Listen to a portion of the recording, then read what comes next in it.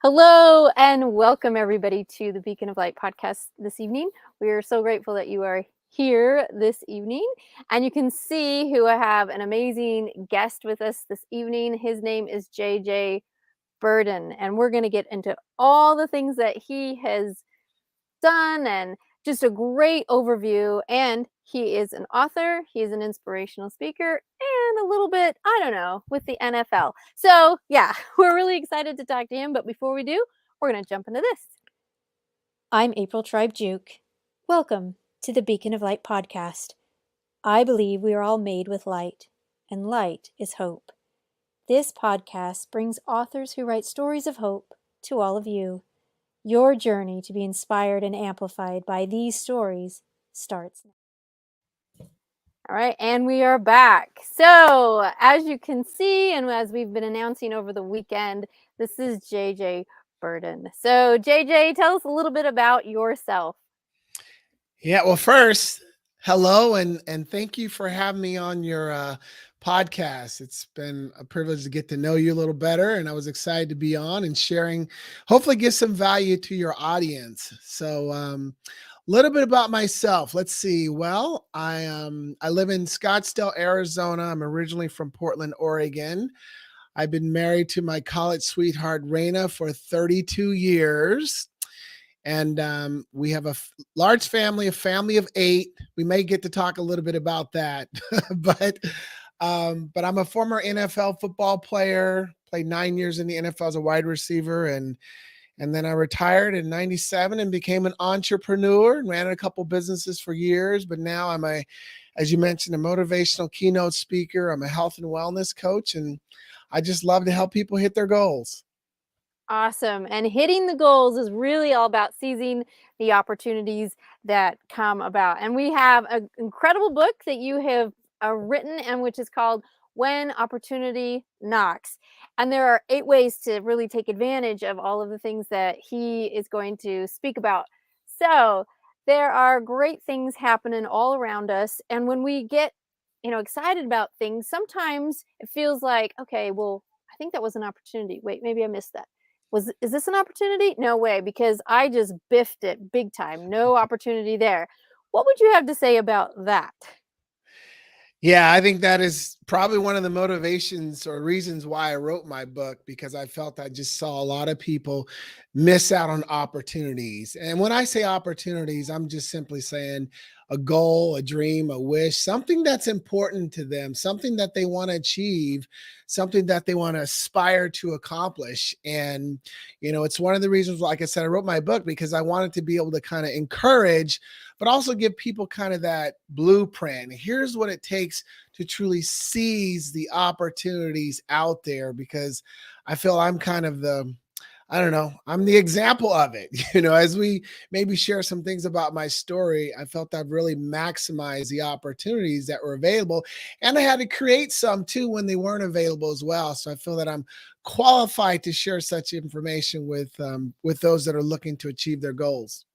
Right. The opportunity is something where does it start like with an idea, with a dream, or maybe something just might hit you out of the blue? How have you experienced opportunities in your life?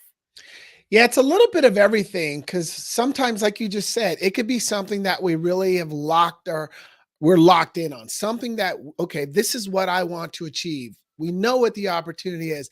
And then sometimes the unexpected opportunities pop up, and either some don't recognize them, some don't take advantage of them. And unfortunately, they end up missing out on them. So I always try to encourage people to just, if you live by certain success tips and principles, if you're focused and you're determined, you work hard, opportunities tend to present themselves. And so that's one of the things I try to do, is try to give people the right habits of success, so that when the opportunity pops up, you recognize it, and then you know what to do to accomplish it. Right. And in that way to as it pops up, is there do you think people might get nervous of like, "Oh my gosh, I don't even know how or where to start with this." So you're saying you have some tips with that. What are some of the ideas that you can give to people? Yeah, that is a good question. And I think first, I always like to start with mindset because I think mindset has a lot to do with anything you do because it's how you think, what you think, when you think it, why you think it. It truly does matter. So if you're not right in the right mindset, then you're not in a position to really seize any kind of opportunity. So it's getting the right mindset. And then what I encourage people to do is make sure you know why you're pursuing a particular opportunity or why you want to do something. Because if you don't know why, that's your seed of motivation. That's what's going to drive you to get you to do what you need to do. Because if the why is strong enough, the process to get there is not a challenge. And so I like to start there first, mindset, and then understand why you want to do it. And then obviously there's going to be important steps after that, like forming a game plan. How are you going to achieve it? And then, of course, willing to put in the work to achieve it as well. Oh, wait a minute. There's work. Ah, come on. What do you mean by work? I know that one's always an interesting one because through my journey, and you probably can confirm this too. It's like you meet people who they have these goals, they have these dreams, they have these wants, these things they really want, they want to achieve it. But when they find out it's attached to work, not everyone's willing to do the work to achieve it. Not everyone's willing to make the sacrifice. And that's something I've done my entire life. And it's why I feel I'm qualified to talk about it, to discuss it, and to teach others because for instance, I never had a dream to play in the NFL. That was never my goal. It was never something I wanted to do. I was always an undersized athlete, high school, and even though I played really well, I didn't get a football scholarship, but I got a track scholarship. And what happened was when I got to Oregon, which is where I went, I decided to create the opportunity, and I begged the head coach to let me try out. But the point is, once I got the chance, I was willing to put in that work. And it took me a couple of years to really establish myself.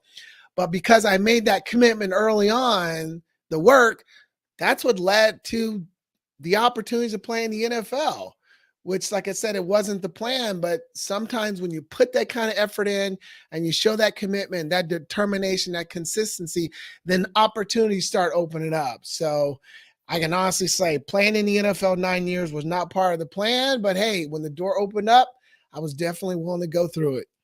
Right. The going through it, it's really interesting where there could be an idea or a belief like, okay, whatever the goal, as long as I have a focus, pick out your goal, whatever it is, or your dream or that desire or want. There is a lead up to get to things.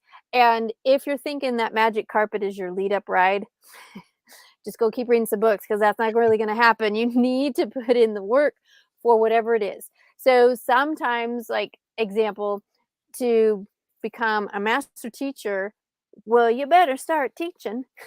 If you want that to be a goal, you're going to have a lot of this. This is a sign for fail. And the fails are learns because you learn, well, that didn't work. I got to tweak, adjust things, or I'm not going in that direction again. We're going to add this to the plan. And instead of having things be reactive, we start to plan proactively to accomplish the goals and whatever it is that we wanted to do. Now, the timing on things, well, right, you had started off with track. In Mhm. that pursuit of track, what gave you the idea to pop up to say, "You know what? I wanna, maybe try with the college team for football." You'd played in high school. What was that start to say, "I wanna try this again"? Was there an idea planted? Was it you're watching things thinking, "I think I can do that"? What was it? I think it was more so because so many people said I couldn't do it. I was the number one wide receiver in the state of Oregon in high school, but physically I wasn't the typical size wide receiver, and all the colleges just said you're too small. And like a lot of people, we get motivated sometimes when people tell us we can't do something. That can be a seed of motivation. And so I kept that in the back of my mind, but I had this plan, April, because I knew I was going to get a track scholarship because I was one of the top long jumpers in the nation in high school. And I said, well, whatever college I go to run track, I'm going to see if they'll let me walk on and try out for the football team. Well, ironically, of all the Division I schools who were recruiting me in track, only the University of Oregon was the only school that didn't balk at the idea of me trying football one of the years. And once the track coaches, agreed to that, I went to Oregon. But here's the lesson here, because that first year I kind of went through the mental gymnastics, because once I got there, I thought, can I really do this? And should I even do this? My belief was really tested a lot. And so I went through this period of really second guessing myself. But I said, JJ, remember, you had this goal your senior in high school. You got to stick with the plan. And I started watching the football practices secretly. I wanted to evaluate the players and see, are they really that much bigger than me? And once I realized, or I came to the realization that no, they're not bigger than me. I just have to create the opportunity. And that's what I did. And the next day I went on the practice field, watching practice, hoping the coach would kick me off the field. And the head coach was Rich Brooks, and he did. He saw me and he's like, kid, you're the track kid. What are you doing here?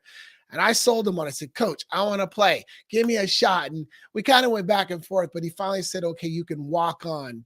And for those who don't know what walk on mean, that's where they allow a player who's not on scholarship to try out.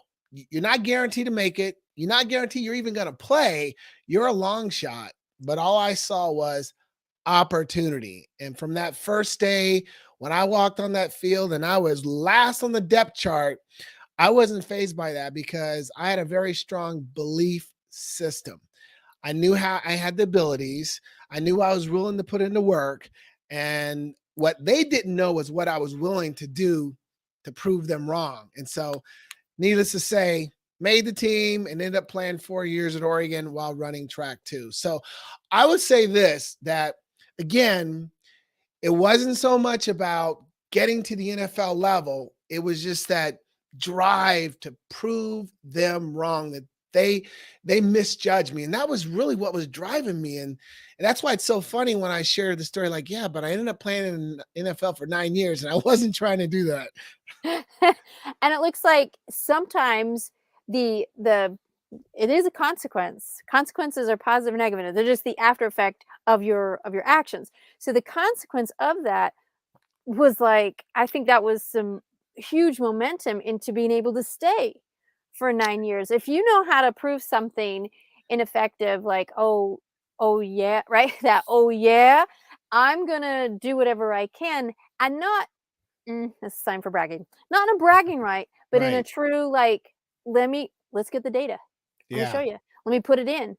And then they can't you can't argue what the work is and what the results are. And so Right. was the NFL also like, wow, after that football, um, after your football seasons in Oregon, were scouts out there looking for you, or was this another invitation opportunity? It was good question. They weren't really looking for me because I didn't have a great college career statistically. I didn't catch a lot of passes. I had one touchdown all 4 years, but I was this mystery track guy who was really fast, who could catch the ball. I mean, I was a wide receiver. I just didn't have the physical build, but scouts were looking at me and I was kind of a mystery kid, but I didn't really think that I was going to play in the NFL because one, I didn't believe I could play in the NFL. I didn't see myself playing in the NFL. And I had this image again that these guys are so big. They're just these amazing athletes. I don't belong there. But again, it's like when you continue to work hard, you continue to learn and grow and improve, all of a sudden these opportunities start presenting themselves. And I ended up being drafted late. I was an 8th round pick. I was a 216th pick in the draft by the Cleveland Browns. And for those who don't know, I mean, today they only have 7 rounds. So I was a long shot. I was, once again, just someone they were curious about. But I thought about this because I really wanted to make the Olympic team. I was a world-class long jumper. I was getting ready for nationals. I qualified for the 1988 Olympic trials in the long jump. So that was really the focus. And it wasn't football, but I thought since the Cleveland Browns drafted me, which is a privilege, why don't I go to their rookie camp the next week just so that I can say I went? Because I didn't want to, 10, 20 years down the road have regrets. Man, what if I went to the camp? So I thought, let's go. Let's see what it's like. Come back to Oregon, graduate, go to national, see if I can make the Olympic team. So I go to the Cleveland Browns rookie camp the next week. In the third practice, I tear up my ACL ligament. And for me, this was my first serious setback. But this really changed everything. This was really that turning point in my athletic career. That didn't stop you, or you weren't freaked out? You were like, "Oh no, this is a career-ending injury. Like, I'm done." Well, I had my pity party, I had my pity party because I remember sitting in the treatment center and they had my knee all, iced up. And all I thought about was track. I can't finish track. I can't finish track. And I remember crying. It was the first time I'd ever cried, anything associated with athletics. And then the doctor, I say, "Hey doc, can I get my speed back?" Because speed was just something I was born with. I had the ability to run fast and I worked really hard to improve my speed. And the doctor said the right thing at the right time to me. He says, "You know what, JJ?" He says, "Not only could you get your speed back, if you work really hard, you could come back even faster." And I was like, "Oh, so that was the goal."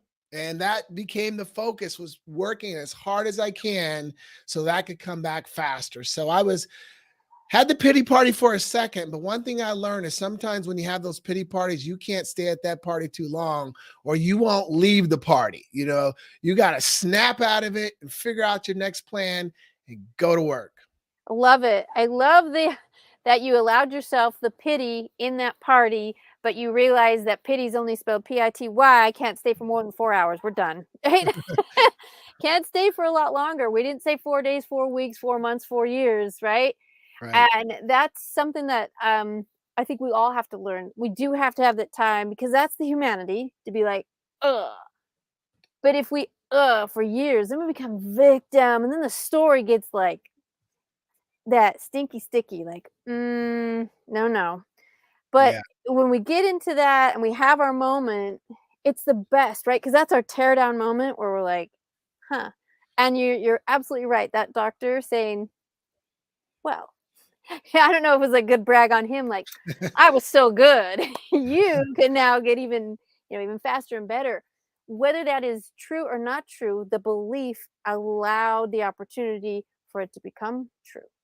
Yeah. And that's That's important powerful. because sometimes you do need someone pouring belief into you at the right time so that you can get your belief where it needs to be so you can continue on.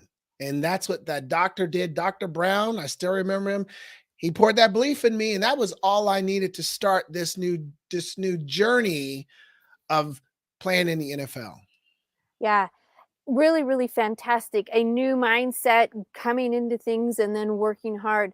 So after the injury and you're working things back, did you go to that Olympic trial? Did like share that part of the story? What happened? Yeah, when I got hurt, that dream was over, and there was just no way. I can't run or can't do anything. I did go back to school and graduate, but track was over. And the irony was, track was my passion. That was what I wanted to do. It wasn't about making money in the NFL, it was about track. But once that doorway closed and another opportunity opened, I realize this, and this is something I teach, that, in life, we have what I call FASCO moments: failures, adversity, setbacks, challenges, and obstacles. And those are moments when we have an opportunity for breakthroughs. Breakthrough is when you have that impactful jump, that incredible thing happens, or something amazing happens because you make a decision. And it starts with being at a crossroad. And when we have these adversities or these challenges, we have a choice. And that moment can take you either down and out, or it can take you to bigger and better things.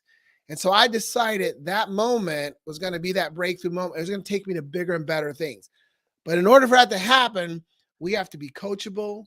We have to be teachable. We have to hold ourselves accountable and say, okay, what can I learn from this experience? Why did it happen? And how can I turn this into an opportunity? And that's what I did, because I believe that knee injury, although it was painful, it was probably one of the best things that happened to me, because prior to that, I did not think I could play in the NFL. But having the privilege of sitting on the Cleveland Browns injury reserve list for a year rehabbing, watching and learning and just really taking it all in, that's when the mind shift shifted. And I said, one day, halfway through the season, I said, you know what? I can play in the NFL. I just got to get healthy and take that opportunity once I'm ready. That's is it's just incredible to see when we have the opportunities there and you're focused to realize, huh, look at these opportunities.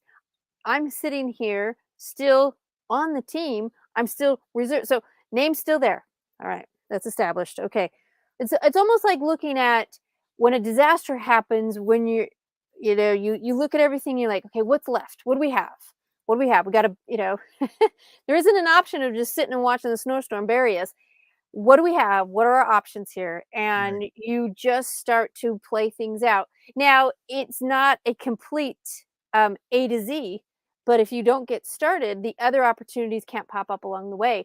Uh, like any journey, as you get going, right now you might be running low on water, but if you don't keep going, you might never find the stream that has the water, right? Right. If you just sit there and like, well, oh, I guess one thing that's really in common between JJ and myself is there's no sitting. There is action.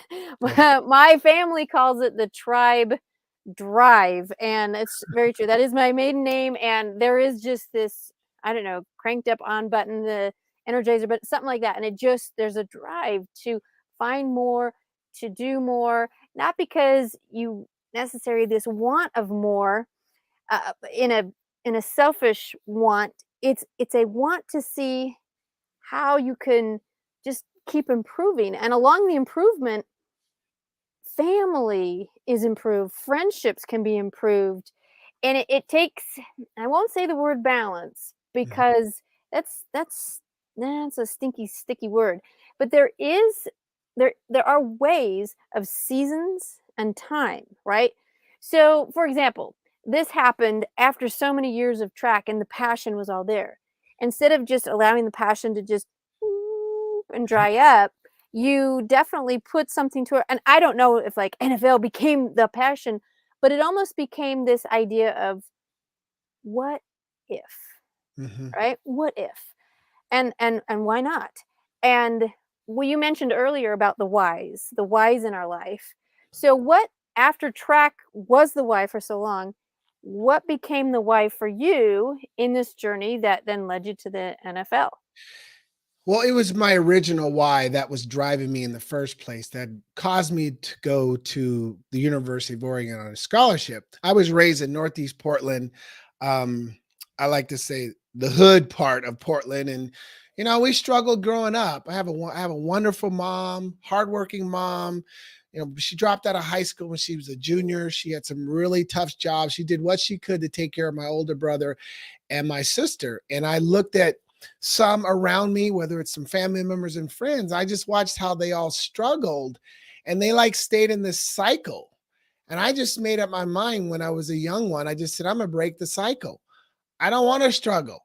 I want to leave the hood. I want to see the world. I want to create future opportunities for my family, whoever that ends up being. So that was the why. And that's the seed of motivation that was driving me to work hard in high school. And when I learned that, hey, if you get an athletic scholarship, your college is paid for free. I was like, okay, I'm going for that.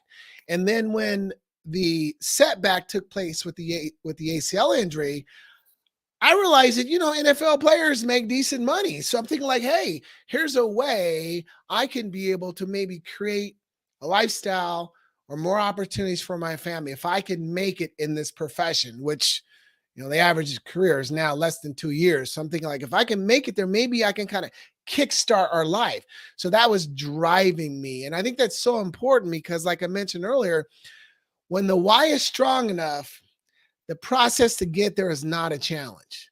And my why was so strong. I didn't care that the average NFL player was 6'2, 245 pounds, and I was 157 pounds. I didn't care about that because, again, that burning desire to be able to take care of my family was pushing me every single day. And in caring for your family, you're talking about your sweet wife. Tell us a little bit about this whole story, how your family came about. You shared with your mom, an older brother and a sister. So what about your family now? Yeah, so my family, as I mentioned earlier, I've been married to my wife, Raina, 32 years. And when we got married, we had a simple goal when it came to having a family. We wanted 3 children. And we have LaJordan Jr., my oldest, Dante, our middle son, and our daughter, Camille. And then about in 2007, I received a call from my nephew, Justin, in Tulsa, Oklahoma. And Justin calls me out of the blue and he's like, "Hey, uncle, you got to come out here. Just craziness going on here. Can you come check on us?" So 24 hours later after that, I'm on a plane flying to Tulsa, Oklahoma to check on my 5 nieces and nephews. And once I get there, I find out it's a little bit more crazier than he described. And 24 hours later, I'm in a courthouse standing before a judge, and the judge says, "Mr. Burden, we're going to take your 5 nieces and nephews and place them in 5 separate foster homes.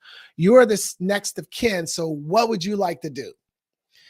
And April, you want to talk about just being totally caught off guard and just, hit with a left hook. You're like, whoa, whoa, wait. I just came here to check on the children. But I was faced with that, I guess you could say that where I had to make a decision that was going to drastically impact so many lives instantaneously. So I did what any smart husband would do. And I was like, "Judge, let me call my wife first." And I go in the hallway, I call my wife, Raina. It takes a 5-minute conversation. And I remember saying this to my wife. I said, "Babe, I won't bring them back if this is going to negatively affect our family." And my wife goes, "JJ, could you sleep at night knowing we could have made a difference?" So the decision was made, and we took all 5 of our nieces and nephews and we immediately merged them into our family. And we went from a family of 5 to a family of 10 overnight. But the one lesson I like to share, because we made this decision and so many people around us question us.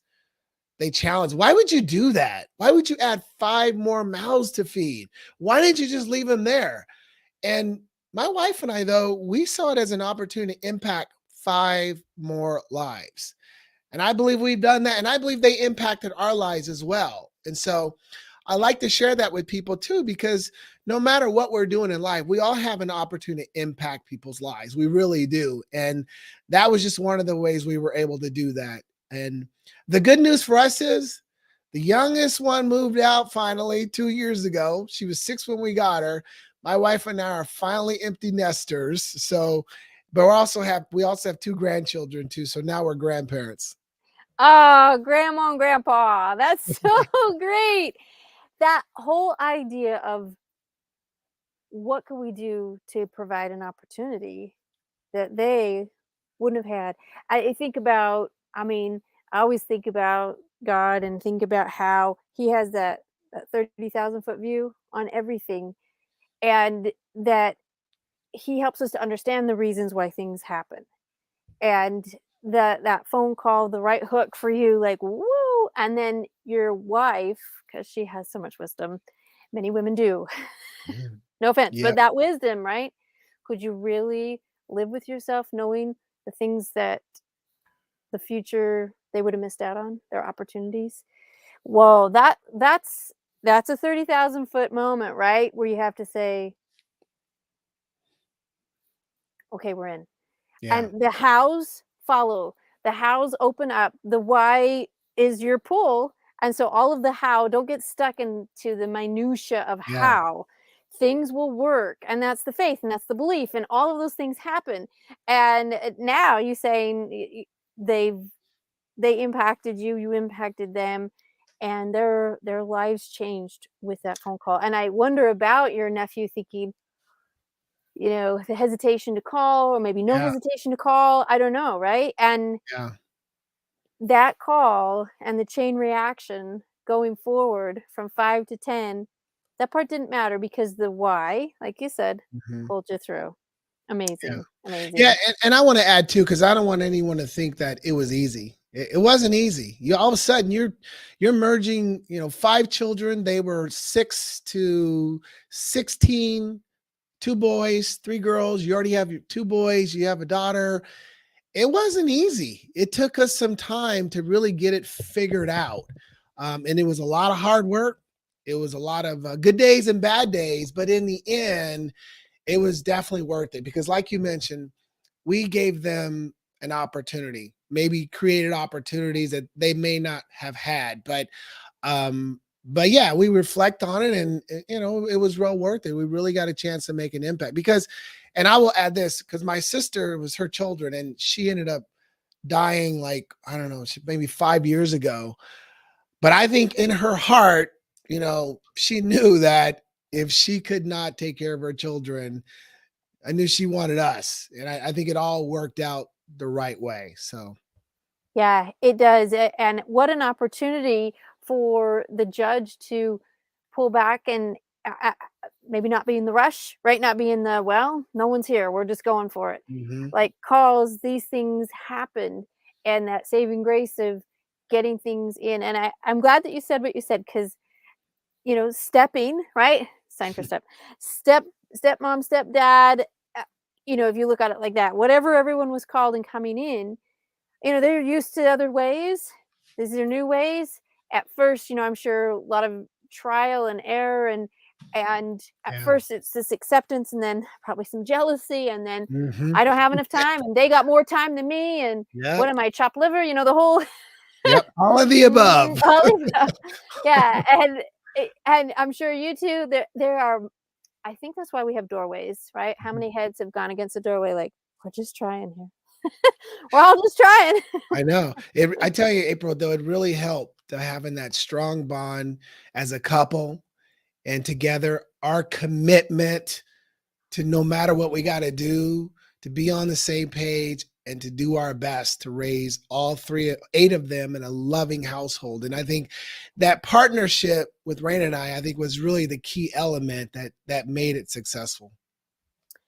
Well, you've learned that the team between a husband and wife, it there's nothing like it because you both sacrifice together for the good of the entire family.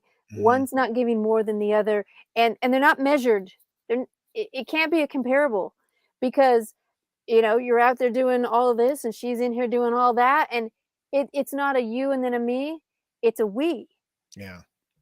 Yeah, at the same time, and I know you mentioned this, in your we, you have to find your I, because if you're not committed as an I Mhm. to the cause, your we goes wee. Yeah. It does not stay Yeah. and That's stuff. that's good. That's one of the things, like you said, I learned as being a part of a team. You're part of a team and you might have a common goal as you're working together. The one thing I learn and I teach is that I say, there better be an I in team. That means you have to make sure you make a commitment, a personal commitment to the betterment of the team or the family. You have to do your part. And if everybody does their part, the team puts themselves in a position to be more successful. Yeah, and the success is measured in so many of the small everyday things. I'm sure there were times where there were just the head on the shoulder, a squeeze around the middle, and a thank you that a few weeks earlier would have been like, you have that moment, you look around and you're like, oh my gosh, wow, look at this. Hurry, take a picture, but don't interrupt it. I need a witness. This is amazing. Yeah. Or I'm sure the text, right? Thanks. Yep. Right? And the simple things that come through that are miles deep. Simple is not shallow. Mhm. Simple is deep. So it's really true. So I just love that. I'm so glad that you were able to share part of that story and within that family unit because I think families are just being hammered on right now. We need to connect together. Remember that as this team, everything's going to try to sever and pull it all out. Mhm. And with the right why, practice, forgiveness, right? I'm Mhm. sure there are times like, Yep.